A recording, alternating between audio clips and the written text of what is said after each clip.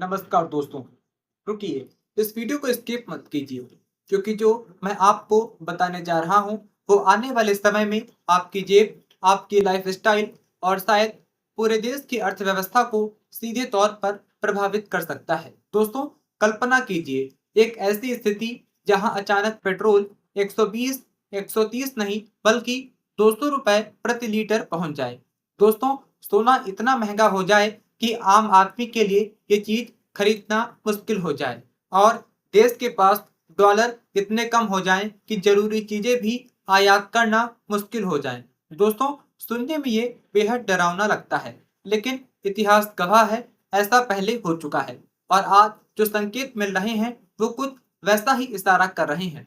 दोस्तों, दरअसल इस समय दुनिया एक बड़े जियोपॉलिटिकल तनाव से गुजर रही है, खासकर मिडिल ईस्ट में बढ़ते संघर्ष, ईरान से जुड़ी अस्थिरता और समुद्री रास्तों पर खतरा, ये सब मिलकर तेल सप्लाई को प्रभावित कर रहे हैं। और जैसे ही तेल की सप्लाई पर खतरा आता है, कीमतें आसमान छूने लगती हैं।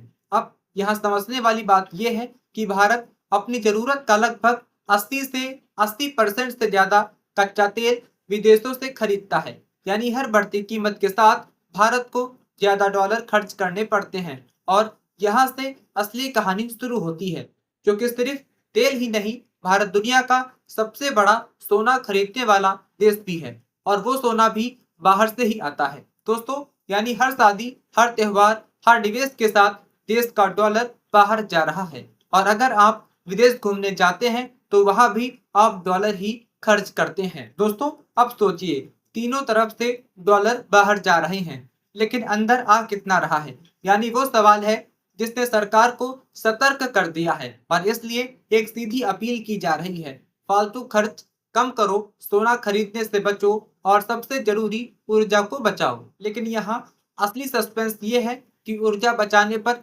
इतना जोर क्यों दिया जा रहा है। दोस्तों, क्योंकि ऊर्जा ही इस पूरे खेल की कहानी है। अगर आप पेट्रोल कम इस्तेमाल करेंगे, अगर आप पब्लिक ट्रांसपोर्ट का इस्तेमाल करेंगे, अगर आप कारपूलिंग करेंगे, अगर आप बिजली की बचत करेंगे तो देश की तेल की मांग कम होगी, आयात कम होगा और सबसे अहम, भारतीय विदेशी मुद्रा बचेगी और जब डॉलर बचेंगे तभी देश आर्थिक रूप से सुरक्षित रहेगा।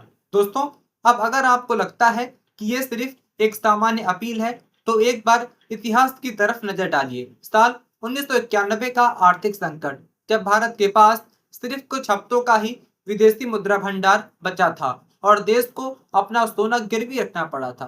दोस्तों, साल 1973 का ऑयल क्राइसिस, जब तेल की सप्लाई अचानक घट गई और पूरी दुनिया में हाहाकार मचा। दोस्तों, साल 2008 का ग्लोबल फाइनेंशियल क्राइसिस, जिसने दुनिया की अर्थव्यवस्था को पूरी पूरी तरह से हिला दिया था।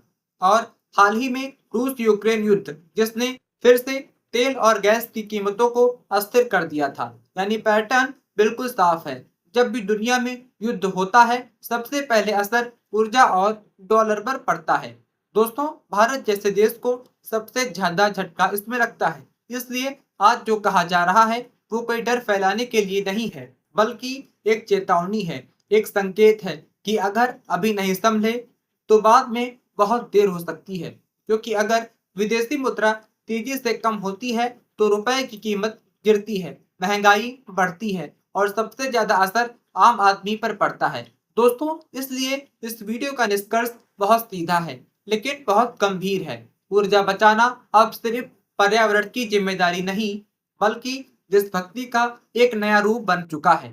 और अगर आज हम सब मिलकर थोड़ी थोड़ी बचत करते हैं, फालतू खर्च रोकते हैं, तो हम एक बड़े आर्थिक संकट को आने से पहले ही रोक सकते हैं। दोस्तों, क्योंकि याद रखिए, संकट अचानक नहीं आते, वो पहले संकेत देते हैं और शायद ये वही संकेत है। खैर दोस्तों, इस पर आपकी अपनी राय क्या है, आप कमेंट कर सकते हैं।